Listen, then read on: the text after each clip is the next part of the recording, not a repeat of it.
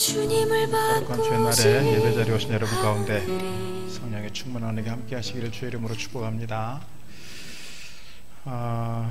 제가 세례문답 할 때마다 묻는 질문이 있습니다. 예수님이 나의 구주이심을 믿으십니까? 예수님이 나의 구주라는 사실이 믿어지십니까? 이 질문에 대해서 예, 믿습니다 라는 답을 못하면 세례를 줄 수가 없어요. 그러니까 세례 문답을 공부한다고 막 이렇게 열심히 공부하고 막 외우고 이렇게 암송하고 해도 세례받는 전제 조건이 뭐냐면 예수님을 나의 구주로 믿느냐, 예수님께서 나를 위해 십자가 지셨고 나를 위해서 피 흘리셨고 나를 위해서 돌아가신 사실이 나에게 믿음으로 고백되어지느냐예요. 이 고백을 전제로 했을 때 세례가 주어지는 것이죠. 오늘 여러분 가운데 세례 받으신 분들은 다 그런 믿음으로 고백한 사람들이에요. 다시 한번 묻고 싶어요. 여러분 가운데 예수님이 나의 구주이심을 확실히 믿으십니까? 그럼 여러분은 하나님의 거룩한 자녀가 되었고 천국 시민권을 가진 자들이 되었고 천국을 소유한 자가 되었어요. 그리고 덧붙여서 여러분 가운데 이미 누가 오셨느냐? 성령께서 오셨다는 거예요. 예수님이 나의 구주라는 사실을 믿게 된 것은 나의 의지로, 나의 지식으로, 나의 상식으로, 나의 어떤 이성으로 이루어지는 일이 아니고 성령께서 내 안에 임재하셨고 성령께서 내 안에 감동하셨기 때문에 나로 하여금 주님을 주님이라고 고백하게 되었다는 거예요. 이게 가장 기본적인 우리 신앙의 과정의 가장 기본적인 단계예요. 그런 점에서 오늘 여러분은 어떤 사람들이냐면 성령의 사람들이에요. 내가 예수를 주로 고백하는 사람이라면 내 안에 이미 누가 와 계시다고요? 성령님께서 와 계시는 사람들이에요. 성령이 임한 사람들이고 여러분 가운데 이미 성령께서 내주하신다는 거예요. 그런데 많은 사람들이 성령 하면 딱 떠오르는 이미지는 뭐냐면 은사예요. 은사가 있고 뭔가 능력이 나타나야 되고 뭔가 권능이 보여져야 되고 그래서 뭔가 방언이 터져야 되고 뭔가 이렇게 치유의 이적도 좀 보아야 되고 뭔가 이렇게 기적적인 역사들을 경험할 때 성령께서 일하셨어, 성령이 임하셨어, 나에게 성령이 임했다는 증거야 라고 말하는 분들이 있더라 이 말입니다. 그러나 가장 기본적으로 다시 말씀드리면 우리 안에 이미 성령께서 내주하시기에 성령께서 나에게 임하셨고 성령께서 나를 감동하셨기에 내가 예수를 나의 구주로 고백하게 되었다는 거예요. 그런 점에서 우리 모두는 하나님의 사람들이요 성령의 사람들인 줄로 믿습니다. 오늘 주님께서 제자들에게 이렇게 말씀하십니다. 4절 말씀을 이렇게 기록합니다. 사도와 함께 모이사 그들에게 분부하여 이르시되 누가요? 주님께서요. 예루살렘을 떠나지 말고 내게서 들은 바 아버지께서 약속하신 것을 기다리라. 요한은 물로 세례를 베풀었으나 너희는 몇 날이 못되어 성령으로 세례를 받으리라 하셨느니라 그랬어요. 제자들을 향해서 예루살렘을 떠나지 말고 언제까지 기다리라? 성령께서 너희들에게 임할 때까지 기다려야 한다. 다른 일 하려고 하지 마. 다른 일 하기 전에 먼저 뭐를 받아야 된다? 성령께서 임하시고 성령께서 강림하시고 성령께서 임재하시는 것을 경험한 이후에 그리고 복음을 전하든지 그리고 일을 하든지 그리고 뭔가 사역을 해야지 너의 생각과 너의 의지와 너의 판단과 너의 어떤 경험 가지고 일하려고 하지 마라 그 말입니다. 오늘 우리에게도 그렇게 말씀하여 주시는 줄로 믿습니다. 성령을 기다리라. 성령으로 역사하라. 성령으로 일하라. 성령의 오심을 기다리라고 우리에게 말씀하고 있어요. 성령으로 세례를 받으라. 그래서 우리가 지난 삶을 돌아보면 성령께서 우리 가운데 역사하셨기 때문에 우리가 주님을 바라볼 수 있었고 성령께서 우리 가운데 역사하셔서 내가 주님의 사람으로 섬길 수 있었고 봉사할 수 있었고 일할 수 있었다는 거예요. 나의 어떤 의지가 아니라 나의 어떤 경험이 아니라. 그런 점에서 오늘 우리가 살아가면서 많이 힘들고 어렵고 앞이 캄캄하다고 말하고 미래가 불투명하다고 말하고 그래서 내일이 내년이 미래가 두렵고 떨린다, 두려워한다, 무서워한다는 말들을 할 필요가 없다는 거예요. 왜요? 성령께서 우리를 지금까지 지켜오셨고 함께 해오신 것처럼 앞으로도 하실 거기 때문에요. 그런 점에서 우리가 성령을 사모하고 성령의 은혜를 사모하고 성령의 능력을 사모하고 기다리는 것, 우리가 가져야 될 중요한 신앙적 자세다, 이렇게 말씀드리고 싶습니다. 여러분, 가끔씩 가물 때 보면 강바닥이 말라요. 갈라져요. 논바닥만 갈라지는 것이 아니라 강바닥도 갈라진다고요. 물이 없으니까요. 심지어 물을 가두어 놓는 호수가 다 말라서 갈라지더라고요. 산정호수가 그렇게 갈라지는 걸 봤어요. 그렇게 갈라지면 농사를 지을 수가 없어요. 요즘 아무리 물 공급하는 시설이 잘 되어 있어도 너무 오랫동안 가물어 버리면 다 땅이 갈라지게 돼 있어요. 땅이 갈라지는 것처럼 우리의 마음도 그런 것 같아요. 우리의 영혼, 우리의 심령 상태도 가물어 버리면 황폐해질 수밖에 없고, 우리의 영혼이 성령으로 인하여 성령의 단비가 오르지 않으면, 성령으로 오늘 우리의 심령이 축축히 적셔 있지 않으면, 성령으로 충만해 있지 않으면 우리 심령이 그렇게 갈라져요. 쉽게 화도 내고, 쉽게 짜증도 내고, 쉽게 원망도 나오고, 쉽게 불평도 나오고, 쉽게 막 속에서 불쑥불쑥 올라와요. 그래서 쉽게 상처를 받고 교회를 떠나기도 하고 서로에게 상처를 주기도 하고. 예전에 그런 일이 있었습니다. 우리 교회에 있었던 일이 아니라 다른 교회 있을 때 그랬습니다. 찬양대가 예배 시간에 이제 다 돼서 가운을 입고 올라오려고 하는데 화장실이 급해서 화장실을 갔어요. 그랬더니 한 분이 그랬습니다. 아니, 가운을 입고 어떻게 화장실을 가느냐고 막 이렇게 혼을 냈습니다. 그날부터 교회를 안 나옵니다. 내가 더럽고 치사해서 교회 안 나간다. 내가 이런 걸 보자고 교회 나가자, 이러고 교회를 안 나가고 그랬어요. 아니, 가운을 입고 화장실을 가는 건 좀 주의해야 되겠지요. 그냥 그렇다고 막 그렇게 혼을 내고, 또 그 말 한마디 들었다고 또 교회로 안 나와버리고, 왜 그럴까 생각하면 그의 영혼이 성령으로 충만하지 못하고 그의 영혼이 메말라 있기 때문 아닌가, 그 생각이 들어요. 영혼이 메말라 있으니까 품어내지 못하고 함부로 말하게 되고, 또 조그만 말 한마디에 쉽게 상처받고 신앙을 버리고, 그것이 어쩌면 오늘 우리의 모습은 아닐까 싶습니다.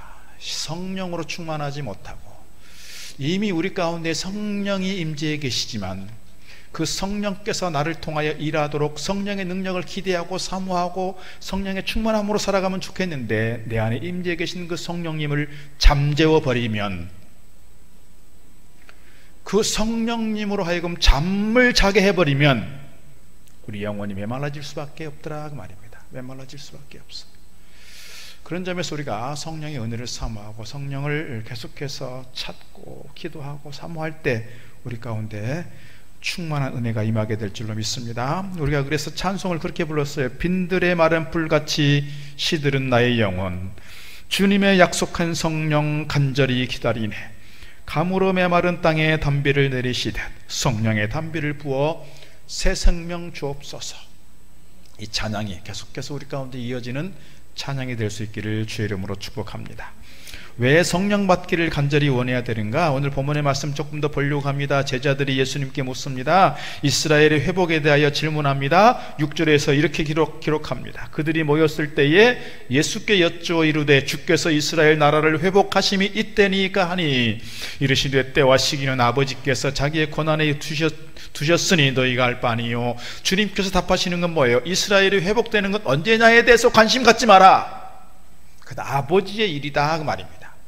그러면서 8절에 이렇게 말합니다. 오직 성령이 너희에게 임하시면 너희가 권능을 받고 예루살렘과 온 유대와 사마리아와 땅 끝까지 이르러 내 증인이 되리라 하시니라. 그때까지도 제자들은 이스라엘의 회복을 기대하며 그때를 기다렸어요. 주님께서 하시는 말씀이 그거예요. 세상의 일들은 세상에 돌아가는 거 그냥 아버지께 맡겨. 요즘 정치가 정말 너무 참 화나게 하죠. 역사가 자꾸 거꾸로 가는 것 같고, 그거 가지고 여러분 그렇게 막 에너지를 집중해서 그렇게 할 필요가 없다, 이 말입니다. 물론 관심을 가져야 되고 우리가 안타까운 마음으로 기도해야 되겠으나, 이것 가지고 내 온 에너지를 집중해서 그것으로 내 어떤 감정, 내 어떤 사상, 내 어떤 에너지가 막 쏟아지게 하지는 말자, 이 말입니다. 오늘 주님께서 뭐라고 하시는 거예요? 이 시급한 때에 너희들이 나라에 대해서, 민족에 대해서, 국가에 대해서, 미래에 대해서 그렇게 염려할 것이 아니라 너희들이 지금 너희들이 바라보고 가야 될 때가 있다. 그게 뭐다? 성령이라는 겁니다. 성령. 그래서 8절에 오직 성령이 너희에게 임하시면 너희가 권능을 받고 예루살렘과 온 유대와 사마리아와 땅끝까지 이르러 내 증인이 되리라 그랬습니다. 왜 아버지께서 약속하신 성령 받기를 원해야 되는가? 성령이 임할 때에 오늘 우리에게 권능이 주어지기 때문입니다. 성령의 충만하게 우리 가운데 임할 때에 하나님의 능력이 우리 가운데 임하기 때문에 그렇습니다. 그래서 성령을 잠재우지 말고 성령에 충만하여 성령께서 나로 하여금 큰 일들을 행할 수 있도록 내가 사모하고 기도하고 나아가야 되지 않겠느냐 그 말입니다. 오늘 제자들에게 지금 주님께서 그 말씀을 하시는 거예요. 3년 동안 예수님께서 제자들을 데리고 다니시면서 그렇게 가르쳤고 그렇게 임상시켰잖아요. 임상. 그런데도 결정적인 순간에 제자들은 다 도망갔다고요. 그리고 주님 다시 살아나셨어요. 살아나셨음을 뻔히 알매도 불구하고 제자들은 그럼에도 미적거리고 있을 때 주님께서 그들을 향하여 다시 부르시고 소명을 주셨어요. 그리고 40일 동안 그들과 함께 있으면서 그렇게 말씀하시는 게 뭐예요? 성령을 기다리라. 성령. 그래서 오순절 성령 강림의 사건이 있을 때에 제자들은 가만히 있지 못하고 나아가서 성령의 능력으로 복음을 전했고 담대하게 주의 나라를 선포할 수 있었습니다. 오늘 우리에게도 그런 은혜가 있으면 좋겠어요. 내 안에 성령의 충만함이 임하고 성령의 충만함으로써 내가 가만히 있지 못하고 주의 복음을 선포하고 주님 사역을 감당하고자 하는 그런 뜨거운 열망이 우리 가운데 일어나야 되지 않겠느냐 그런 이야기입니다. 오늘 8절 말씀 다시 봅니다. 오직 성령이 너희에게 임하시면 너희가 권능을 받고 예루살렘과 온 유대와 사마리아와 땅끝까지 이르러 내 증인이 되리라 하시니라. 이 말씀에 대해서 아멘으로 받는 분들이 계시고요, 그냥 지나치는 분들이 계십니다. 성경에 어떤 말씀이 우리에게 들려오든 그 말씀을 아멘으로 받는 사람이 있고 그 말씀에 대해서 별 생각 없이 흘려 듣는 사람, 지나가는 사람이 있어요. 주님께서 오늘 우리에게 원하시는 우리를 향한 하나님의 생각, 하나님의 소망이 있다면 오늘 우리가 말씀 한 절 한 절에 대하여 들을 때마다 그 말씀을 들으면서 아멘하고 내가 이렇게 살겠습니다, 이렇게 주님을 따르겠습니다, 이렇게 주님의 제자로 살겠습니다, 그렇게 아멘하여 순종하기를 바라시는 마음이 아버지 마음 아닐까요? 오늘 말씀도 그렇게 우리에게 들려지면 좋겠습니다. 흘려가는 말씀이 아니라, 지나가는 말씀이 아니라 오늘 말씀으로 들려지면 좋겠습니다. 우리 교회가 표를 성령의 능력으로 부흥하는 교회로 정했습니다. 우리 교회만이 아니라 우리 총회가 이렇게 정했습니다. 우리가 갖고 있는, 우리가 처해 있는 현실이 지금 이 부분에 대해서 집중해야 될 때라고 생각해서 이 시기적인 과제, 시대적 과제를 가지고 이렇게 표를 걸고 주제를 걸었습니다. 제가 이제 환갑이 지나면서 이제 10년 남은 시간에 자꾸 이제 제가 이런 얘기를 간혹 드리는 것은 제 마음이 좀 조급해져서 그래요. 좀 조급해졌어요. 저 개인적으로 우리 일동 동북교회에서의 저의 목회, 2기 목회를 시작한다, 그런 마음으로 지금 출발하는 겁니다. 2기 목회를 간다. 지난 시간들을 돌아보면서 제가 좀 반성하는 게 있어서 그렇습니다.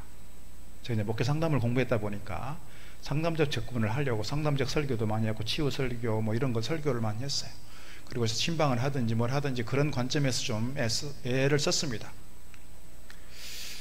우리 성도들이 교회 나와서 예배하고 교회 나와서 봉사하고 섬길 때 이렇게 막 큰 부담이나 이런 거 없이 그냥 행복한 마음으로, 편안한 마음으로, 또 뭔가 교회 와서 위로도 받고 힘을 얻고 그러고 가면 좋겠다, 늘 그런 마음이 있었어요. 그래서 제가 사실 헌금 설교 거의 안 해요. 전도 설교에 대해서 하지만 실제적인 내용들에 대해서 제가 설교를 안 했던 것 같아요. 원론적인 것만 그냥 말씀을 드렸지. 제자훈련도 제가 한번 하다가 그냥 손을 놨어요. 뭔가 좀 강하게 좀 뭔가 성도들을 좀 훈련시키고 정말 성도들이 신앙 안에서 강한 군사가 되고 좋은 믿음의 용사들이 되어서 정말 힘있게, 담대하게, 당당하게 이렇게 좀 주의 제자로 서면 좋겠는데 제가 그런 부분들에 대해서 많이 약했구나, 많이 소홀했구나, 그런 반성이 있는 거예요. 반성이. 그래서 올해는 제가 새로운 마음으로 새롭게 출발한다는 마음 가지고 제자훈련에 대해서 조금 더 우리가 좀 개설을 더 하고 새롭게 출발하려고 합니다. 그리고 전도에 대해서도 사실 오늘부터 조금 새롭게 실제적인 전도의 실제적인 부분들을 조금 다뤄가면 좋겠다. 전도에 대한 논론적인 얘기만 몇 번 하고 말았지 실제적으로 어떻게 전도할 것인지에 대해서는 제가 그렇게 강조하거나 가르치지 않은 것 같아요. 그래서 제가 지금 여러분 주보에다 책 2권을 끼워드렸어요. 이게 전도와 관련된 책입니다. 하나는 전도를 받을 사람이 받는 책, 그림 1:1 행복이라고 하는 게 있고요. 또 하나 전도자용이라고 있습니다. 전도자용은 이 책을 가지고 복음을 전할 때 어떻게 멘트하고 어떻게 말을 할 것인가에 대한 그런 지침서예요. 지침서. 그러니까 오늘 제가 잠깐 이걸 해보겠습니다만 이 내용이 여기에 다 기록되어 있습니다. 물론 글씨가 적어서 우리 어르신들 잘 안 보일 수 있겠습니다만 돋보기를 쓰면서라도 좀 보면서 이렇게 같이 해보면 좋을 것 같아요. 제가 오늘 이 내용을 좀 간단하게, 이 내용 중에서 1과가 있습니다. 1과가 복음을 전하는 내용인데 우리가 보통 많이 쓰는 전도지가 뭐 있어요? 사역리 있어요. 사역리는 조금 어려워요. 우리 평신도들이 특히 나이 드신 분들이 하기 조금 어려운데 제가 하다 보니까 사역리보다 훨씬 쉽고 다루기 편한 그런 책이 나왔는데 바로 이 책이었습니다. 그래서 오늘 제가 간단하게 시연을 하듯이 한번 해보고 이 내용을 가지고 올해 1년 동안 계속해서 구역 모임을 하든지 또는 제자훈련 하든지 인도자 모임을 하든지 구역장 모임을 하든지 뭐 여러 가지 모임들을 통해서 이것을 조금 해보려고 합니다. 그래서 이것이 실질적으로 우리가 삶의 현장에서 또는 이 지역 안에서 사람들을 만날 때 이것을 통해서 복음이 흘러가고 이것을 통해서 사람들에게 복음의 씨앗이 심겨지는 그런 기회가 되면 좋겠다 하는 마음으로 이 말씀을 드리는 것입니다. 자, PPT를 띄워주시면 좋겠습니다. 10분 복음제시입니다. 그림 1:1 행복이라고 하는 이 책을 가지고 하는 건데 1과를 다루는 겁니다. 1과. 자, 제가 간단하게 조금 짚고 넘어가도록 그렇게 하겠습니다. 여러분 잘 따라와 주시면 좋을 것 같습니다. 자, 이제 전도 대상자를 한 명을 정하는 거예요. 내가 한 선생님에게, 선 자매에게, 한 형제에게, 이렇게 아저씨에게 이렇게 복음을 전할 수가 있겠죠. 자, 이게 제가 샘플로 한번 해보는 겁니다. 여러분 잘 따라와 보시면 좋겠습니다. 자, 아주 중요한 그림 하나 보여드리려고 하는데요. 이 그림이 무슨 그림일까요? 네, 맞아요. 천재 화가라고 불려지는 미켈란젤로가 그린 천지창조라고 하는 그림이에요. 사람과 하나님 사이가 이렇게 관계를 맺고 살아가는 하나님의 오리지널 디자인이라고 하는 거예요. 다시 말씀드리면 쉽게 말하면 천국에 대한 삶을 보여주는 것이죠. 이 그림은 단순하게 한 성화만이 아니라 이것은 우리의 인생의 문제를 그대로 담고 있는 거라고 생각이 돼요.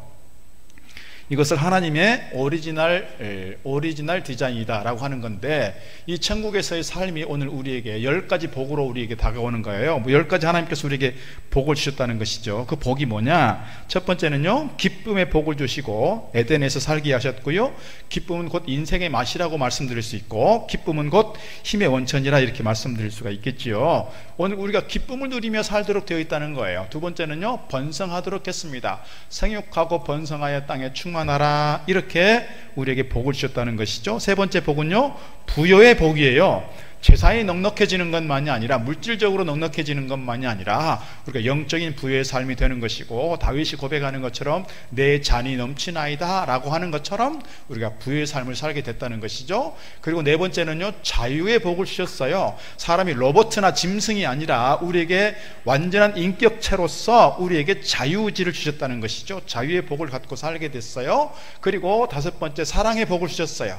사람들이 서로 사랑하게 되었고요, 그 사랑의 결과로 뭐예요? 가정도 이루게 되었고 번성하는 복도 누리게 되었다는 거예요. 그리고 여섯 번째 복이 있는데요, 여섯 번째 복은 뭘까요? 여섯 번째 복은요, 거룩이라고 하는 거예요. 하나님이 거룩하니 너희도 거룩하라. 그런데 이 거룩이라고 하는 것은요, 세상과 구별되었다, 세상과 차별이 있다, 이런 얘기예요. 하나님께서 오늘 우리에게 하나님처럼 거룩해지고 영광스럽게 살도록 우리에게 복을 주셨다는 것이죠. 7번째는요, 왕권을 주셨다는 겁니다. 오늘 우리에게 종노릇하는 존재가 아니라 왕적 존재로서 우리를 이 땅 가운데 보내셨다는 것이죠. 그리고 8번째는요, 안식의 복을 주셨어요. 사람에게 쉼과 평안과 재충전이 필요한데 이러한 은혜를 우리에게 주셨다, 그 말이고요. 그 다음에 9번째는요, 교제의 복을 주셨어요. 우리가 대통령하고 교제를 한다고 하면 상당한 어떤 힘을 가진 사람이 되겠지요. 그런데요, 사람하고의 교제만이 아니라 하나님과 교제하는 영적 존재로 우리를 부르셨고요. 그리고 이 하나님께로부터 받은 이 사랑으로 사람들과 교제하도록 오늘 우리가 은혜를 입었고 복을 받게 되었다, 그 말이죠. 마지막 10번째는요, 영생의 복을 주셨어요. 이 땅 가운데만 사는 것이 아니라 영원토록 사는 삶을 우리에게 주셨다, 그 말이죠. 이 10가지의 복을 누리며 사는 것을 우리가 뭐라고 보통 말하냐면 천국이라고 말하지요. 천국. 선생님은 지금 이렇게 복을 누리고 있으신가요? 하나님은 우리에게 이렇게 10가지 복을 누리며 살라고 하셨는데 이 복을 누리고 계시는지 모르겠네요. 어떻습니까? 이렇게 살라고 하셨는데 왜 우리가 이렇게 살 수가 없을까요? 그것은요, 이유가 있어요. 하나님께서 오늘 우리에게 이렇게 천국 같은 삶, 큰 복을 누리며 살도록 하셨는데요, 오늘 우리가 이런 복을 누리지 못하는, 이런 천국의 삶을 살지 못하는 이유가 있다는 것인데요, 그 이유가 뭐 때문이냐? 우리의 범죄 때문이라고 말하고 있어요. 사단이 뱀으로 변장해서 아담과 하와를 꼬셨고 그들로 하여금 범죄하게 하였어요. 이것이 뭡니까? 시험이라는 거예요. 시험을 받게 되었고 그 시험에 넘어감으로써 뭐를 저질렀어요? 죄를 저질렀다, 그 말이죠. 모든 사람이 죄를 범하였으며 하나님의 영광이 이르지 못하였다. 죄의 삭은 사망이라 그랬어요. 그래서 아담과 하와가 이 천국 같은 에덴 동산에서의 삶을 빼앗기게 되었고 그렇게 타락한 삶을 살게 된 것이죠. 이렇게 죄라고 하는 게 뭘까 생각하면 성경에서는 가장 큰 죄를 하나님을 믿지 않는 거라고 말해요. 하나님에 대해서 의심하는 거예요. 하나님께 대하여 믿음을 갖지 않는 거예요. 그러니까 자연스럽게 뭐예요? 하나님께서 하신 말씀들에 대하여 순종하지 못하고 불순종하게 된 것이죠. 이렇게 시험과 죄로 인해서 사람은 천국의 삶을 누리지 못하고 빼앗기게 되었다, 이렇게 말씀드릴 수 있어요. 사람은 생명의 하나님과 분리되었고요, 단절되었어요. 그래서 불행과 저주 가운데 살게 되었는데 어떤 일들이 있느냐, 이렇게 10가지로 나눠볼 수 있어요. 기쁨의 삶을 살도록 했지만요, 기쁨 대신에 슬픔이 찾아왔어요. 번성하라고 했지만요, 사람들은 저주와 질병 가운데 머물게 되었고요. 뿐만 아니라 부유의 삶을 살게 되었는데 부유하라 하신 것, 부유 대신에 뭐가 찾아왔어요? 가난이 찾아왔어요. 그래서 아무리 부자여도요, 아무리 물질이 많아도요, 자꾸 허기가 져있다고요. 만족하지 못하고요, 늘 가난의 삶을 살게 돼요. 그리고요, 자유를 주셨지만 자유를 잃어버리고 방황하고 방향을 잃어버린 삶을 살게 되었고요, 사랑하라고 말했지만 증오와 미움 가운데 머물게 되었고요, 거룩하라 말씀하였지만 거룩하지 못한 채 취약한 모습으로 살아갑니다. 왕적 존재로서 왕권을 누리도록 우리가 허락받았지만 왕의 노릇하지 못하고 죄의 종노릇하고 살게 되었고요, 안식하라고 말했지만 우리가 불안과 두려움 속에 살아갑니다. 하나님과의 깊은 교제, 영적 교제를 이루게 되었고 사람들과 좋은 교제를 이루며 살라고 하셨지만 오늘 우리의 죄로 인하여서 우리가 하나님과의 관계가 단절이 되었고요, 사람과 사람 사이에도 단절의 결과를 가져오고 말았어요. 그리고 영원한 생명을 얻도록 했지만 우리에게 영원한 생명이 아니라 죽음을 맛보게 되었다는 것이죠. 이것을 뭐라고 말하냐? 지옥이라고 한다는 것이지요. 지옥이라고. 사람이 하나님과 단절되어서 불행한 지옥 같은 삶을 살게 되었어요. 지금 선생님은 어느 쪽에 살고 계십니까? 천국 같은 쪽 살고 계십니까? 지옥 같은 쪽에 살고 계십니까? 아니면 어떤 쪽에 살고 싶으십니까? 손으로 한번 짚어보실까요? 자, 그래서 사람들은 이 저주와 불행을 해결하려고 또 천국을 회복하려고 많은 노력과 수고를 해요. 5가지 정도로 이렇게 생각해 볼 수 있는데, 열심히 수고하고 땀 흘려서 뭔가 해보려고 하지만 결국 이 그림처럼 미끄러져 버리고 하나님께 나아갈 수가 없다는 것이죠. 그 5가지가 뭔가 생각을 해보면 보통 이렇게 말할 수 있어요. 선행이에요. 착한 일을 많이 하면 천국이 이루어질 거라고 생각하지만 결과는 선행도 천국을 소유할 수 없다. 두 번째 뭐예요? 지식이라는 거예요. 많은 사람들이 지식을 좀 쌓으면, 공부를 좀 많이 하면, 철학을 많이 공부하면 뭔가 천국이 이루어질 것이라고 생각했지만 오히려 공부를 많이 한 사람일수록, 학력이 높은 사람일수록, 공부를 잘한 사람일수록 자살률은 높고 우울증 지수는 높아요. 이게 아이러니예요. 종교라고 하는 것을 통해 살려고 이 종교 가보고 저 종교에 가보지만 마음에 평안이 없고 천국의 삶을 누리지 못해요. 불교에서 유명한 고승이 있습니다. 성철 스님이 그런 말을 했습니다. 인간에게는 구원이 없다 그랬어요. 이 종교 저 종교 가보지만 구원을 받을 수 없고 구원을 이룰 수 없는 것이 우리 인간인 것 같아요. 그 다음에 또 다른 게 있죠. 물질이 있어요. 물질. 사람들이 요즘 세상이 물질로 모든 걸 이렇게 평가하는 기준이 되어버렸는데, 물질이 많으면 그러면 행복하고, 물질이 많으면 평안하고, 물질이 많으면 구원을 받을 수 있느냐? 그럴 수 없다는 거예요. 앞에서 지식에 대한 이야기도 했지만 물질이 많은 사람일수록, 부자일수록 더 자살률은 높고, 부자일수록 더 우울증 지수는 높아요. 아이러니예요. 그 다음에 쾌락이라는 게 있어요. 쾌세라세라 하면서 내가 이 땅 가운데 살면서 마음껏 누리고 살 거야 하다가 쾌락을 쫓아가다 보니 중독이 돼요. 여러 가지 중독이 됩니다. 일 중독이 되기도 하고, 알코올 중독이 되기도 하고요. 뭐 이렇게 마약 중독이 되기도 하고요. 도박 중독이 되기도 하고요. 자, 이런 선행과 지식과 종교 또는 물질, 쾌락 이런 것들을 통해서 뭔가 천국을 이루기를 바라고 구원받기를 바라고 마음에 평안하고 행복하기를 바라지만 결국 뭐예요? 결국 이루지 못하게 되더라 그 말이죠. 미끄러질 수밖에 없어요. 자, 그렇다면 오늘 우리가 어떻게 하나님과의 관계를 회복하고 어떻게 천국을 이룰 수 있고 어떻게 내가 평강의 삶을, 행복한 삶을 누릴 수 있을까? 이 그림을 좀 보려고 해요. 그 길은 다른 데 있는 것이 아니라 바로 예수 그리스도에 있다는 거예요. 우리가 물에 빠진 사람을 건지기 위해서 밧줄을 던져줄 수도 있지만 직접 밧줄을 던져주는 것이 아니라 물에 뛰어드는 사람이 있는 것처럼 예수님께서도 이 땅 가운데 친히 사람의 몸을 입고 이 땅에 오셔서 물에 빠진 오늘 죽어가는 우리를 구원하시려고 주님께서 뛰어들으셨다는 거예요. 뛰어들으셨다. 그래서 예수 그리스도, 하나님이 세상을 이처럼 사랑하사 독생자를 주셨으니 이는 그를 믿는 자마다 멸망하지 않고 영생을 얻게 하려 하심이라. 하나님께서 우리를 사랑하셔서 독생자이신 예수 그리스도를 이 땅에 보내셔서 오늘 우리로 하여금 영생을 얻도록 하셨다 그 말이죠. 밧줄만 던져준 것이 아니라 직접 뛰어들어오신 분이 누구시다? 예수님이시다 그 말이죠. 그 다음에 길과 진리, 생명이라고 그랬어요. 주님께서 자기 스스로를 우리에게 그렇게 말씀하신 거예요. 내가 곧 길이요 진리요 생명이다. 나로 말미암지 않고는 아버지께로 올 자가 없다 이렇게 말씀하셨어요. 그렇게 하시고서 주님께서 친히 십자가에 달려서 우리 죄를 위하여 돌아가시고 피를 쏟으시고 죽음에 머물러 있는 것이 아니라 사흘 만에 부활하셨고 승천하신 분이 바로 예수 그리스도이십니다. 자, 그렇다면 어떻게 해야 우리가 예수를 믿을 수 있고 어떻게 해야 우리가 구원받을 수 있느냐? 예수 그리스도를 영접해야 한다고 그랬어요. 요한복음 1장에 보니까요, 영접하는 자 곧 그 이름을 믿는 자들에게는 하나님의 자녀가 되는 권세를 주셨다 그랬어요.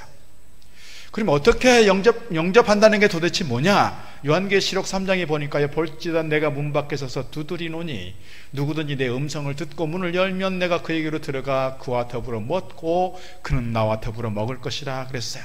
지금 주님께서 오늘 우리의 마음의 문을 두드리고 계시는 거예요.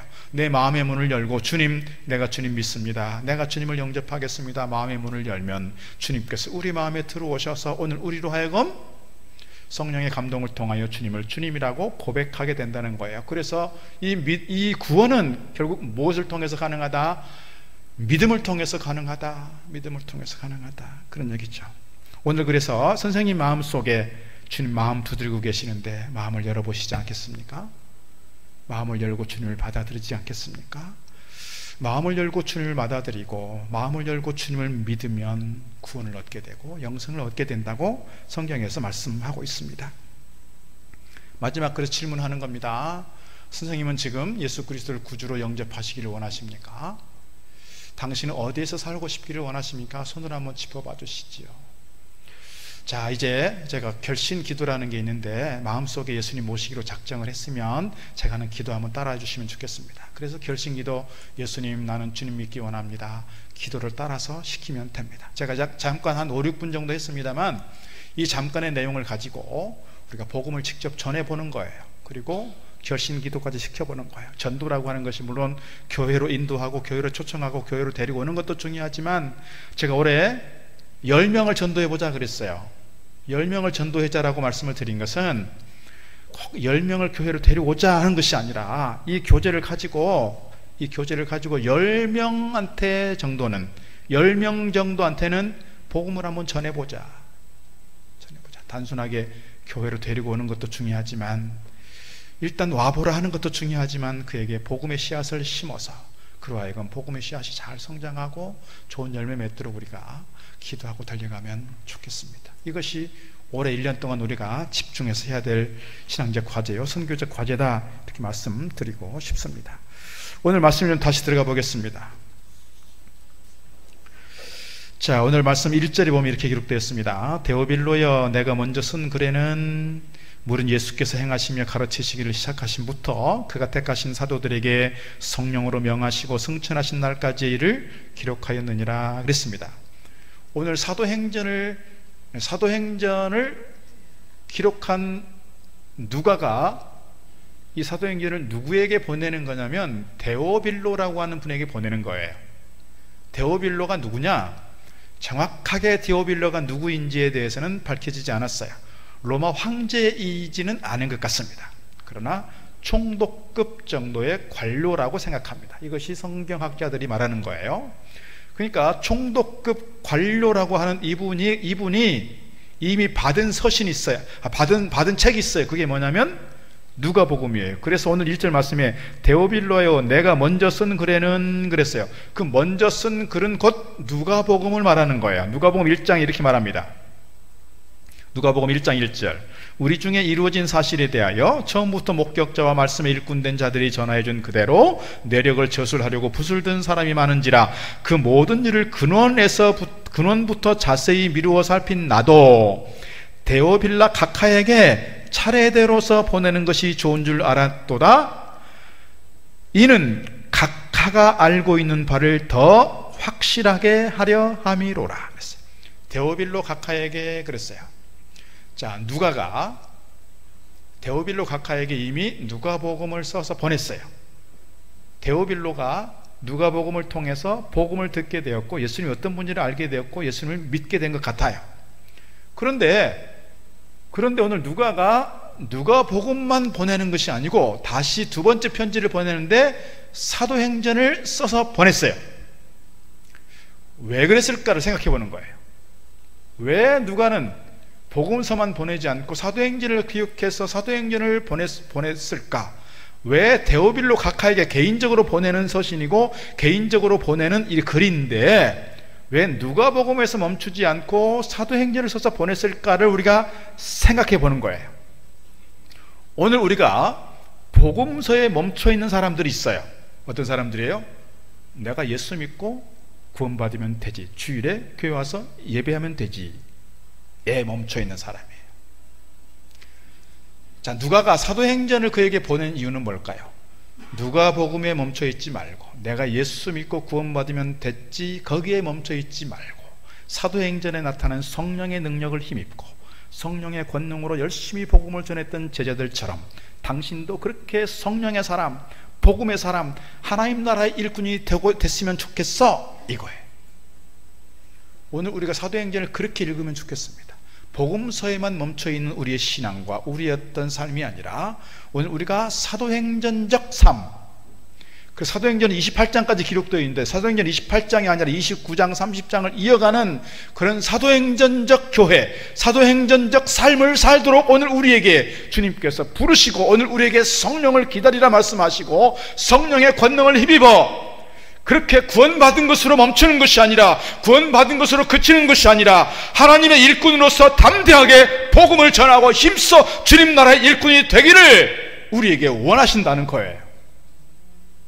오늘 누가가 데오빌로에게 사도행전을 기록한 이유가 있는 것처럼 오늘 우리에게도 그렇게 말씀하여 주시는 줄로 믿습니다.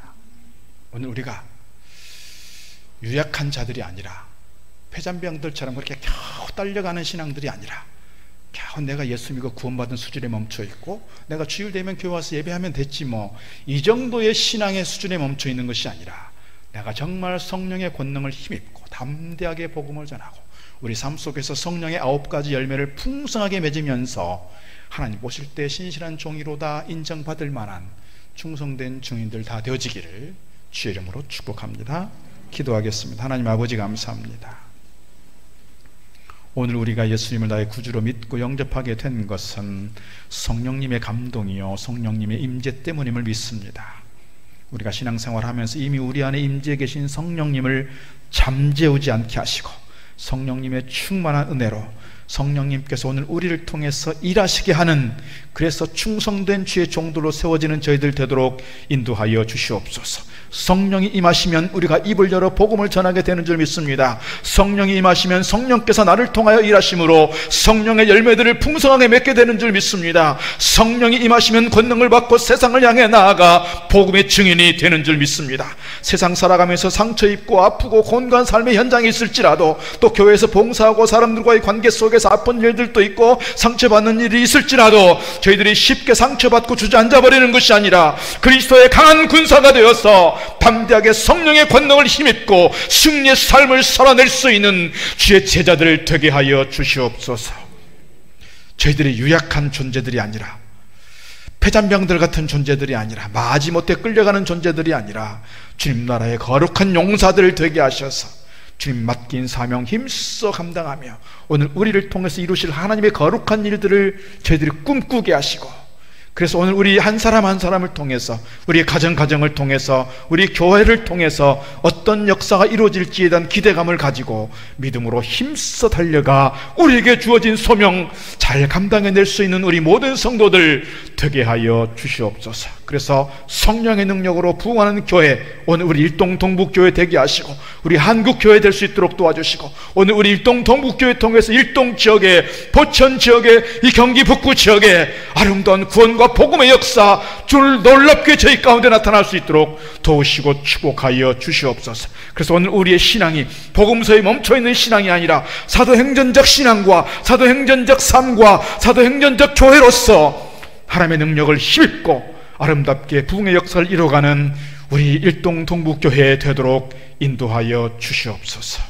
예수님 이름으로 기도드리옵나이다. 아멘. 찬송가 191장 찬송합니다. 나무와과도 주님을 바꾸지 않으리